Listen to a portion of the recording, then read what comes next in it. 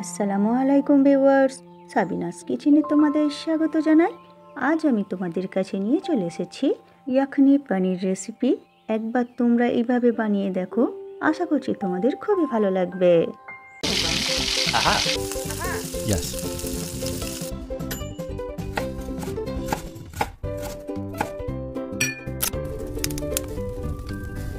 Wow!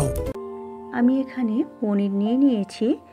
এখানে নিয়ে ছোট ছোট পিস করে নিচ্ছি। তোমরা যেভাবে খুশি পিস করে নিতে পারো। আমি এখানে একটু মাঝারি সাইজের করে পিস করে নিচ্ছি, খুব ছোট করছি না। এখানে আমি সব পনিরগুলো কেটে নিয়েছি। একটি মিক্সির জারে আমি 2 চামচ পোস্ত দিয়ে দিচ্ছি, 5 থেকে 6টা গোটা কাজু দিয়ে দিচ্ছি, কয়েকটা পনিরের টুকরো আর 50 গ্রামের মতো হালকা টক আছে এমন দই দিয়ে দিচ্ছি। দিয়ে এরপরে আমি অল্প করে পানি দিয়ে পেস্ট করে নেব।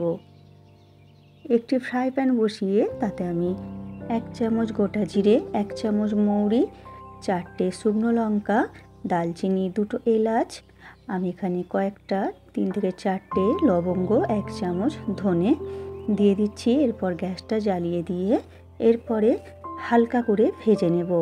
যখন মশলা দিয়ে সুন্দর গন্ধ বের হবে তখন ঠান্ডা করে গুঁড়ো করে নেব।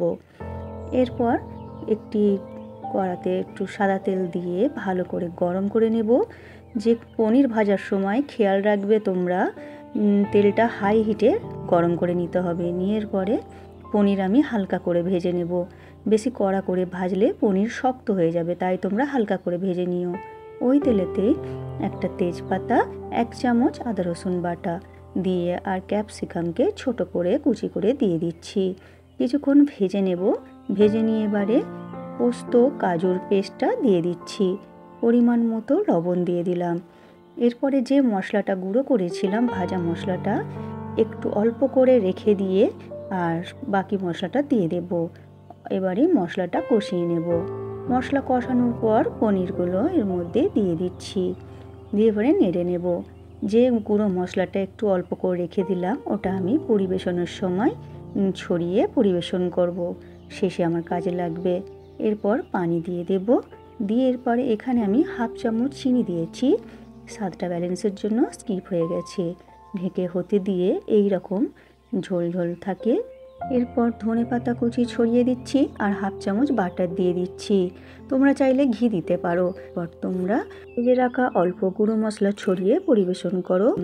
ভাত, রুটি, পোলাও, পরোটা, তোমাদের পছন্দ মতো খাবারের সাথে।